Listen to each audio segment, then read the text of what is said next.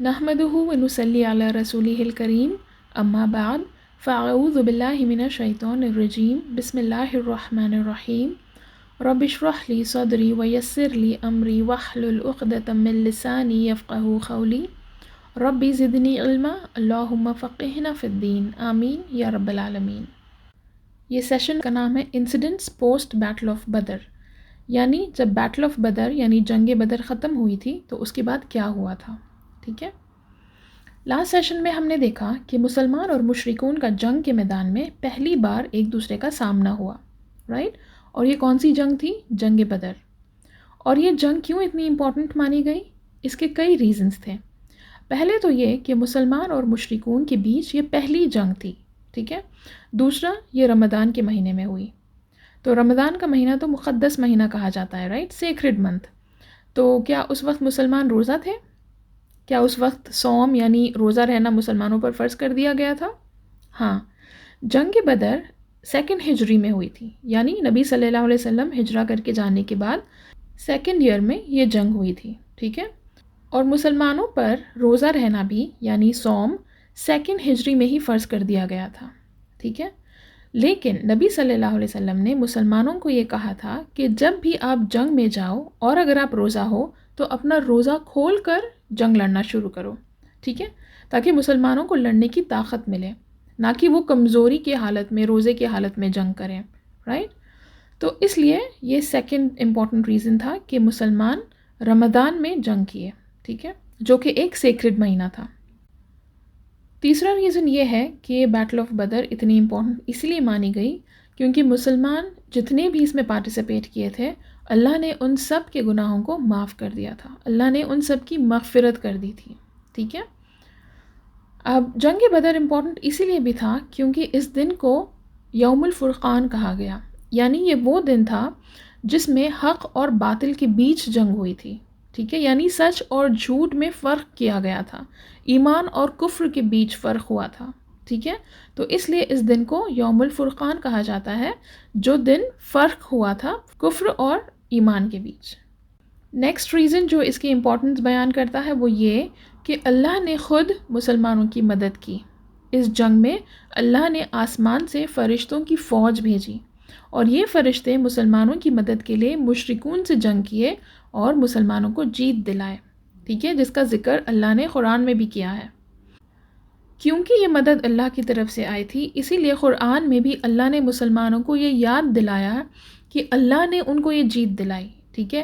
اللہ نے ان مشرکون پر نبی صلی اللہ علیہ وسلم کے ذریعے مٹی پھینکی تھی اور اللہ نے ہی ان کی مدد کے لیے فرشتوں کو آسمان سے بھیجا تھا، ٹھیک ہے۔ پھر ہم نے یہ بھی دیکھا کہ مسلمان اس جنگ کے لیے تیار نہیں تھے، رائٹ؟ جب ان کو یہ معلوم ہوا کہ ان کو مشرکون کے ساتھ جنگ کرنا ہے تو کچھ مسلمان تیار ہو گئے تھے، لیکن کچھ لوگ ایسے بھی تھے جن کو اندر ہی اندر ڈر لگ رہا تھا، اور ان کے اس دل کے حال کو اللہ نے قرآن میں بیان کیا ہے۔ سبحان اللہ، دیکھیے، اللہ ہی تو ہے نا جو دلوں کے حال کو جانتا ہے، اللہ ہی تو ہے جو جانتے تھے اس وقت بھی، اس دن بھی، کہ ان لوگوں کے دلوں میں ڈر تھا۔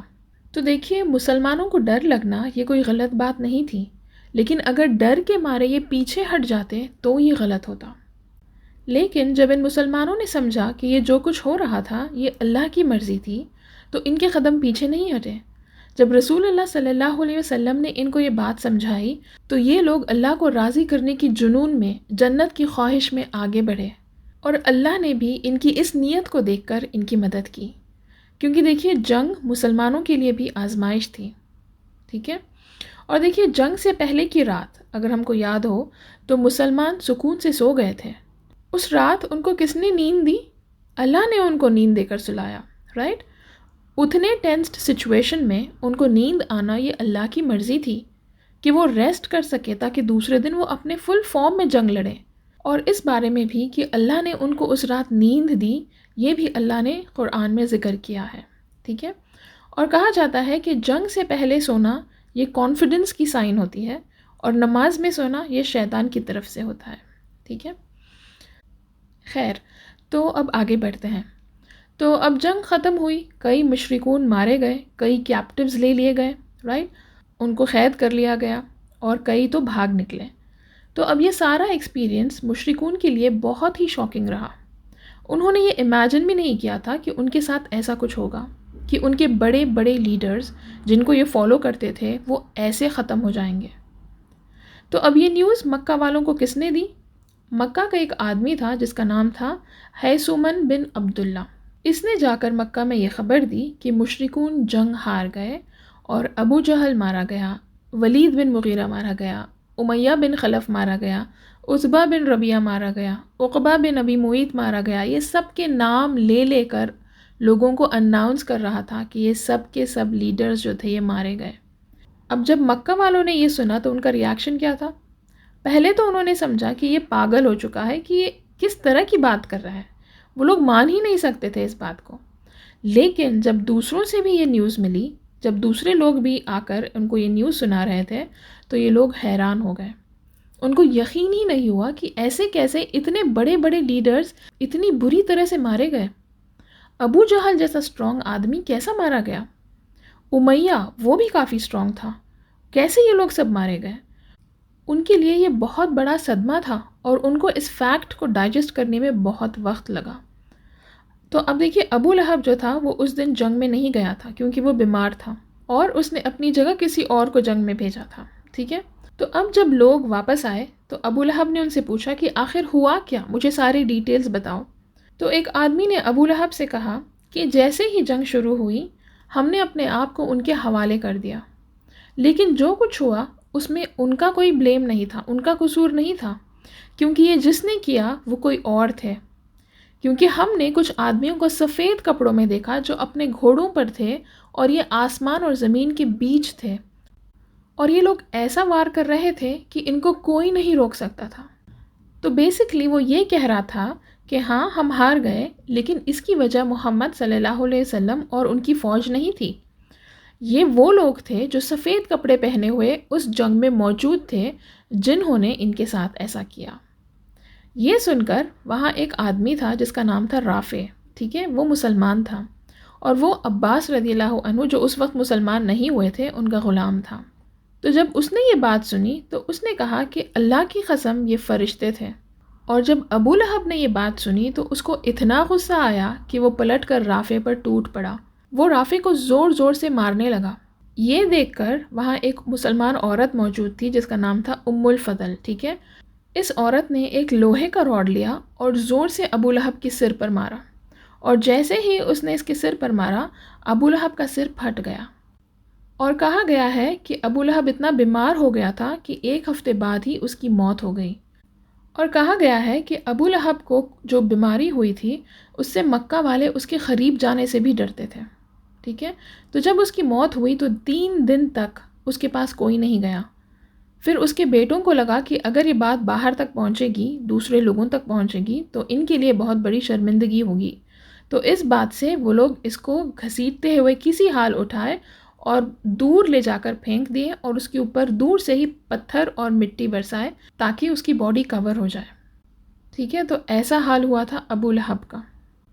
تو کہا گیا ہے کہ جنگ بدر کے بعد قریش کے آلموسٹ ہر گھر سے یا تو کوئی نہ کوئی مارا گیا، یا تو کوئی نہ کوئی مسلمانوں کا کیپٹیو بن گیا، یا کوئی نہ کوئی زخمی ہو گیا، یعنی ہر گھر والا تکلیف میں تھا، ہر گھر والا اندر ہی اندر رو رہا تھا۔ ان کے یہاں خاموشی کے آنسو بہہ رہے تھے، لوگ بہت ہی تکلیف میں تھے اور غصے میں تھے، اور کافی سارے لوگوں کے اندر بدلے کی آگ جل رہی تھی، اور یہ لوگ اسی لیے رو بھی نہیں سکتے تھے کیونکہ ان کو کہا گیا تھا کہ یہ لوگ نہ روئیں، ٹھیک ہے۔ کیونکہ اگر یہ لوگ روئیں گے تو پھر مسلمانوں کے لیے یہ فخر والی بات ہوتی۔ دیکھیے ان کو کتنا غرور تھا کہ یہ لوگ اپنے لوگ جو مارے گئے، یا اپنے لوگ جو زخمی ہوئے، یا اپنے لوگ جو کیپٹیو کر لیے گئے، ان کے لیے یہ لوگ رو بھی نہیں سکتے تھے، کیونکہ وہ لوگ یہ سمجھ رہے تھے کہ اگر یہ لوگ روئیں گے تو پھر مسلمانوں کے لیے یہ بہت بڑی بات ہوگی، ان کے لیے فخر والی بات ہوگی، ان کے لیے پرائیڈ والا مومنٹ ہوگا۔ تو دیکھیے کیونکہ مسلمان خوش نہ ہو، یہ لوگ اپنے غم میں رو بھی نہیں رہے تھے، کیونکہ دیکھیے اگر یہ لوگ رو لیتے تو شاید ان کی تکلیف تھوڑی تو کم ہو جاتی، رائٹ؟ لیکن کہا گیا ہے کہ یہ بھی اللہ کی طرف سے ان کے لیے سزا تھی جو وہ خود اپنے اوپر ظلم کر بیٹھے، ٹھیک ہے۔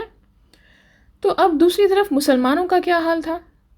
تو اب دوسری طرف مسلمانوں کے یہاں نبی صلی اللہ علیہ وسلم نے عبداللہ بن رواحہ کو اور زید بن حارثہ کو مدینہ بھیجا تاکہ یہ مدینہ جائیں اور مدینہ کے لوگوں کو خوشخبری سنا دیں کہ یہ لوگ جنگ جیت گئے۔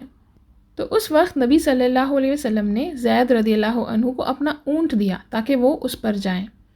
تو جب مدینہ کے یہود اور منافقون نے ان کو دور سے دیکھا، جب زید بن حارثہ اکیلے آ رہے تھے نبی صلی اللہ علیہ وسلم کے اونٹ پر، تو یہود اور منافقون نے یہ خبر پھیلا دی، یہ جھوٹی خبر پھیلا دی کہ نبی صلی اللہ علیہ وسلم کو مار دیا گیا، ٹھیک ہے، کہ جنگ میں نبی صلی اللہ علیہ وسلم نہیں رہے۔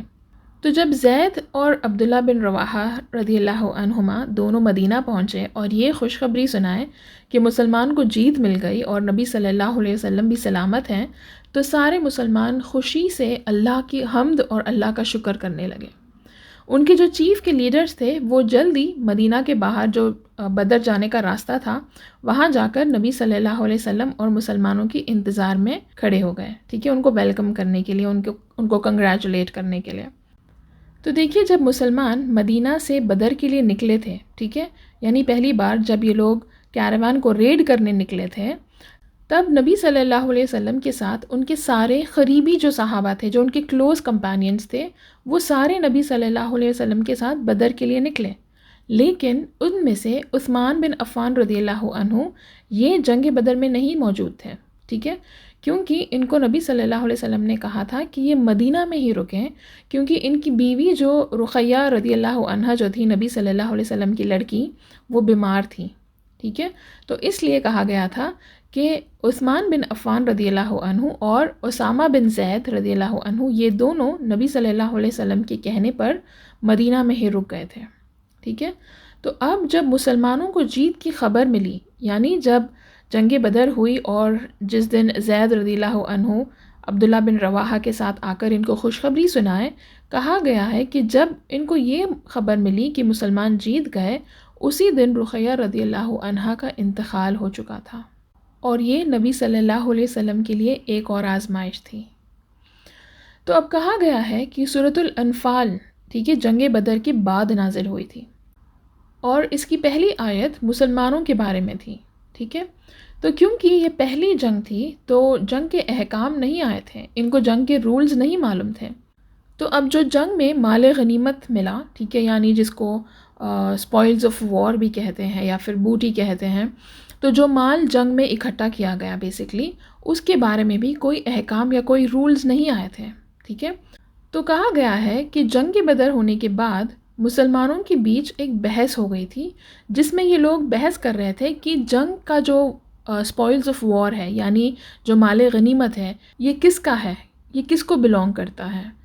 تو دیکھیے کہا گیا ہے کہ جنگ بدر کے دن مسلمان 3 گروپس میں ڈیوائیڈڈ ہو گئے تھے، ٹھیک ہے۔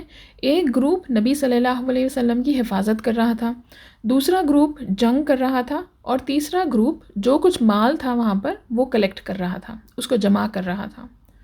تو اب جنگ جب ختم ہوئی اور ان کے بیچ جب بحث ہو رہی تھی کہ ہر گروپ یہ کہہ رہا تھا کہ یہ مال ان کا ہے، ٹھیک ہے، ان کو بلونگ کرتا ہے۔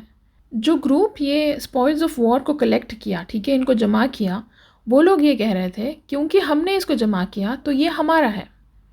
تو دوسری طرف جو جنگ کر رہے تھے وہ گروپ بولے کہ کیونکہ ہم جنگ کر رہے تھے اسی لیے تو تم یہ مال کلیکٹ کر سکے، اگر ہم جنگ نہیں کرتے تو پھر تم کو یہ مال کہاں سے ملتا، تو یہ ہمارا حصہ ہے۔ تیسرا گروپ جو نبی صلی اللہ علیہ وسلم کی حفاظت کر رہا تھا، وہ لوگ یہ بولے کہ ہم تو نبی صلی اللہ علیہ وسلم کی حفاظت کر رہے تھے، اگر ہم کو بھی یہ کہا جاتا تو ہم بھی یہ مال غنیمت جمع کر لیتے۔ تو جب نبی صلی اللہ علیہ وسلم نے ان کی یہ باتیں سنی تو ان کو بہت برا لگا، لیکن کیونکہ جب تک کوئی احکام نہیں آئے تھے وہ چپ چاپ تھے، انہوں نے کچھ نہیں کہا۔ تو جب یہ بحث چل ہی رہی تھی، اللہ نے سورہ انفال کی پہلی آیت نازل کی کہ اے محمد صلی اللہ علیہ وسلم، وہ لوگ تم سے مال غنیمت یا بوٹی کے بارے میں پوچھیں گے، ان سے کہو کہ مال غنیمت یا یہ جو انفال کا مال ہے یہ اللہ اور اس کے رسول کا ہے، بس تم لوگ اللہ سے ڈرو اور اپنے آپس میں تعلقات درست رکھو اور اللہ اور اس کے رسول کی اطاعت کرو۔ تو یہ آیت مسلمانوں کو یہ سکھا رہی تھی کہ مال غنیمت، ٹھیک ہے، جس کو مال انفال بھی کہا جاتا ہے، یہ اللہ اور اس کے رسول کا ہے۔ مسلمانوں کو اس مال پر نہیں بلکہ 3 چیزوں پر فوکس کرنا ہے، جس کو اللہ نے اس آیت میں مینشن کیا ہے۔ پہلا یہ کہ اللہ کی راہ میں جب جنگ کرنے کے لیے نکلیں تو مسلمانوں کے لیے تقوی رہنا ضروری ہے، ٹھیک ہے، ان کے دل میں تقوی موجود ہونا ضروری ہے، اللہ کے لیے ڈر اور اللہ کا تقوی، ٹھیک ہے۔ دوسرا یہ کہ اللہ کے لیے جب جنگ کرنے نکلو تو مسلمان ایک دوسرے سے یونٹی میں رہیں، ایک دوسرے کے ساتھ اچھے ریلیشن شپ میں رہیں، یعنی اسٹرانگ بانڈنگ میں یونائٹڈ رہیں، یہ ضروری ہے، ٹھیک ہے۔ اور تیسری بات یہ تھی کہ اللہ کی راہ میں جنگ کرنے کے لیے مسلمانوں کو اللہ کی اور اللہ کے رسول صلی اللہ علیہ وسلم کی اطاعت کرنی ہوگی، یعنی ان کو ان سے اوبیڈینٹ رہنا ہوگا، ڈسپلن رہنا ہوگا، ٹھیک ہے، یہ ضروری تھا ان کے لیے۔ تو اس آیت میں وہ کون سی 3 چیزیں تھیں جس پر اللہ فوکس کر رہے ہیں؟ پہلا تقوی اللہ کے لیے، دوسرا یونٹی، ایک دوسرے میں بانڈنگ ہونا ضروری ہے، اور تیسرا اوبیڈینس اللہ اور اللہ کے رسول کے لیے، ٹھیک ہے۔ پھر اللہ نے آیت نمبر 41 میں سورہ انفال کے ہی اس میں کہتے ہیں کہ کس طرح اس مال کو ڈیوائیڈ کیا جائے، یعنی مال غنیمت کو کس طرح ڈیوائیڈ کیا جائے۔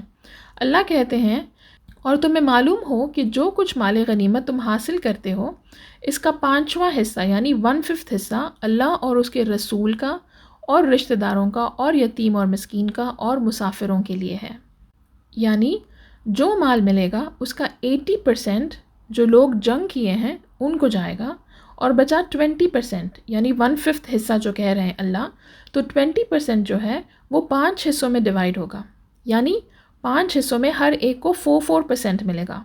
کون کون ہے یہ؟ یعنی 4% اللہ کو، 4% رسول اللہ صلی اللہ علیہ وسلم کو، 4% رشتہ داروں کو، اور 4% یتیم اور مسکین کو، اور 4% مسافروں کو، ٹھیک ہے۔ اور جو اللہ اور رسول کا جو حصہ ہے 4% یہ کہا گیا ہے کہ یہ مسلمانوں کے لیے، ان کی کمیونٹی بلڈ کرنے کے لیے، مسجدوں کے لیے، جہاں پر بھی ضرورت ہوگی وہاں پر استعمال کیا جائے گا، ٹھیک ہے۔ تو اس طرح اللہ نے یہ احکام بھیجے کہ مال غنیمت کو کیسا ڈیوائیڈ کیا جائے۔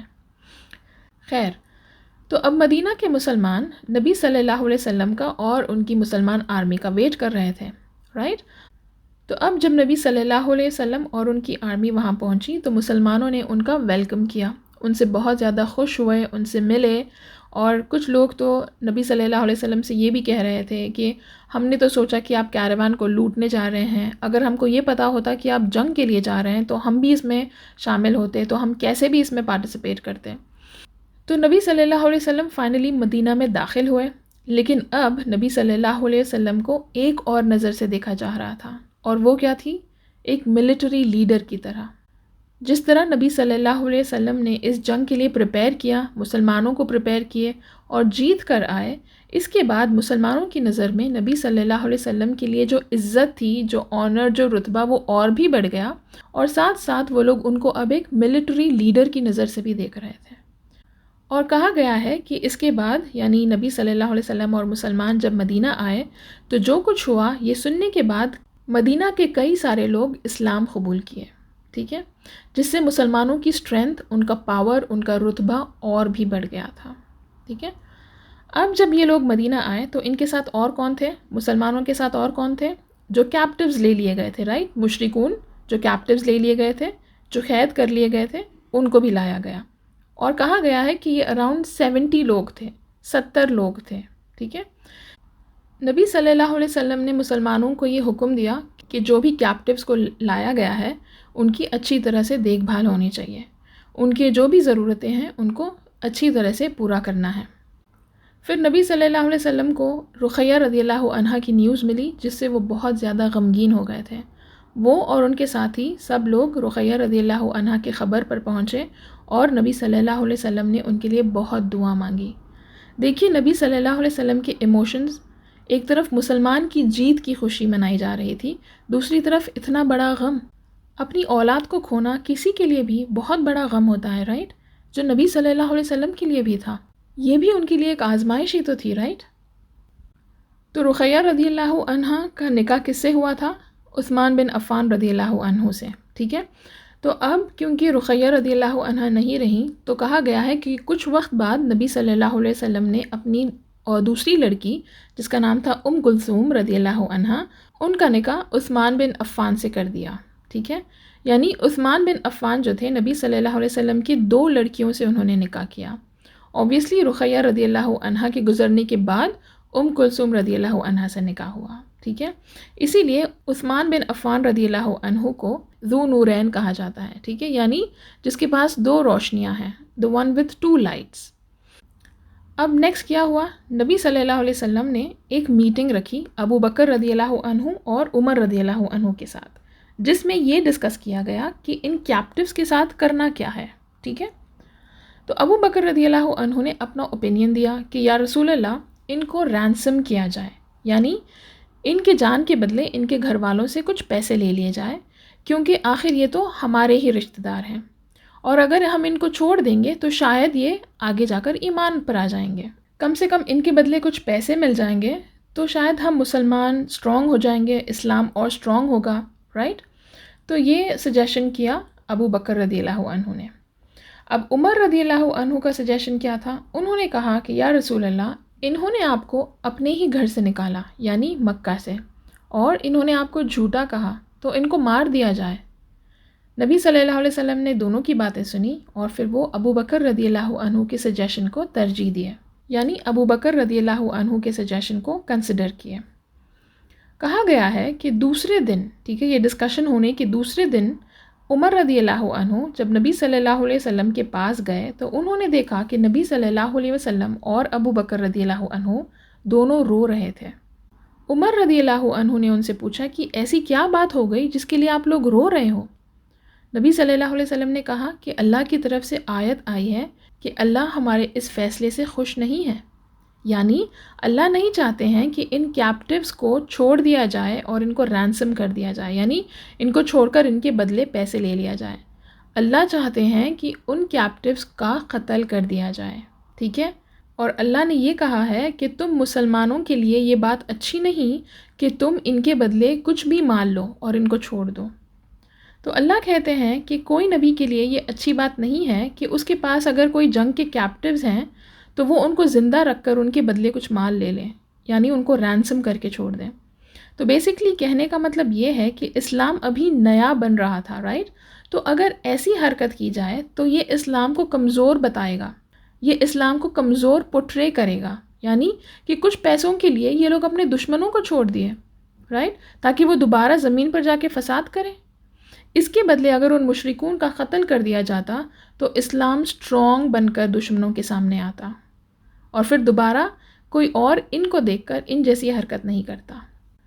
پھر دوسرے آیت میں اللہ کہتے ہیں کہ اگر اللہ کی قدر پہلے نہ لکھی جا چکی ہوتی تو ان لوگوں کو اللہ کی طرف سے سزا بھی ملتی، کیونکہ مال غنیمت حلال ہے. ٹھیک ہے، رینسم کرنا حلال ہے، اسی لیے مسلمان اللہ کی سزا سے بچ گئے. اگر یہ ان کے لیے حلال نہ ہوتا، یعنی رینسم کرنا ان کے لیے حلال نہ ہوتا، تو پھر اللہ ان کو سزا دیتے.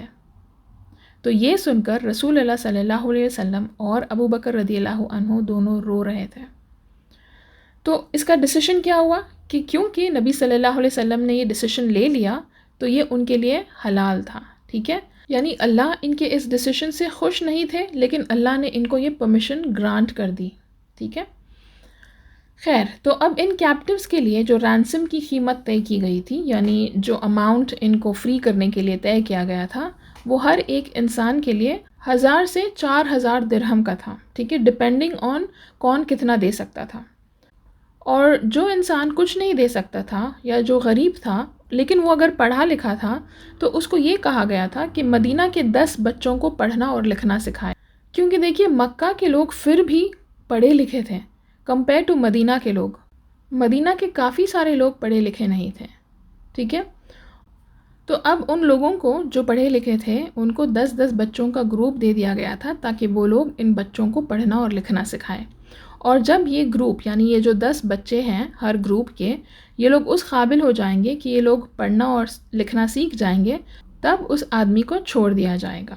ٹھیک ہے، تو نبی صلی اللہ علیہ وسلم کی جو لڑکی تھی زینب رضی اللہ عنہا، یاد ہے نا ہم نے کہا تھا کہ وہ مکہ میں ہی تھی، وہ نبی صلی اللہ علیہ وسلم کے ساتھ ہجرہ کر کر مدینہ نہیں آئی تھی. کیونکہ ان کے جو شوہر تھے وہ اسلام پر نہیں آئے تھے. تو اب اس جنگ میں ان کے شوہر جو تھے وہ بھی کیپٹیو کر لیے گئے تھے. ٹھیک ہے.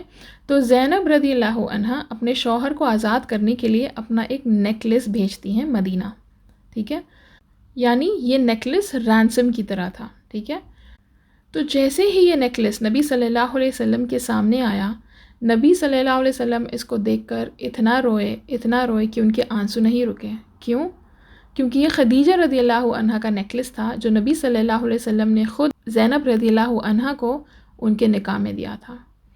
تو جیسے ہی نبی صلی اللہ علیہ وسلم کے سامنے یہ نیکلس آیا، ان کی وہ ساری یادیں جو خدیجہ رضی اللہ عنہا سے جڑی ہوئی تھیں وہ سامنے آ گئی.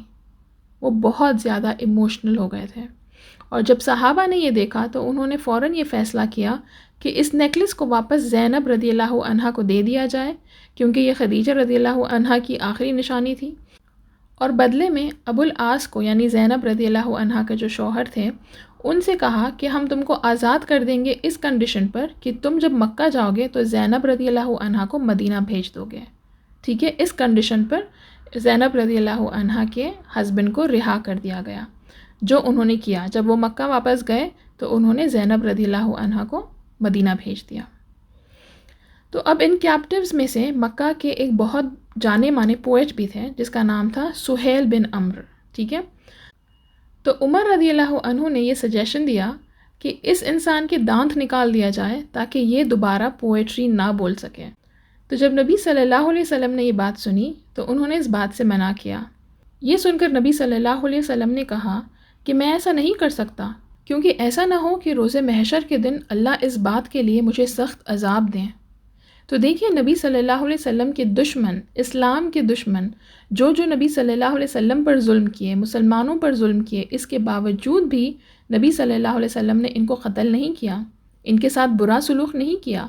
انفیکٹ نبی صلی اللہ علیہ وسلم نے صحابہ کو یہ کہا کہ ان کی ضرورتوں کا خیال رکھا جائے، ان کی ضرورتوں کو پورا کیا جائے، اور ان کی دیکھ ریکھ میں کوئی کمی نہ ہو، کیونکہ نبی صلی اللہ علیہ وسلم کو اللہ کا ڈر تھا کہ کہیں اللہ ان سے ناراض نہ ہو جائے.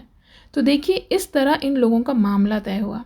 اور کہا گیا ہے کہ جب صحابہ کو یہ آرڈرز ملے کہ ان کیپٹیوز کا خیال رکھنا ہے، تو کئی صحابہ جو تھے وہ اپنی روٹی ان کیپٹیوز کو کھلاتے تھے اور خود کھجور پر رہتے تھے. سبحان اللہ. دیکھیے ان کی اوبیڈینس نبی صلی اللہ علیہ وسلم کے لیے.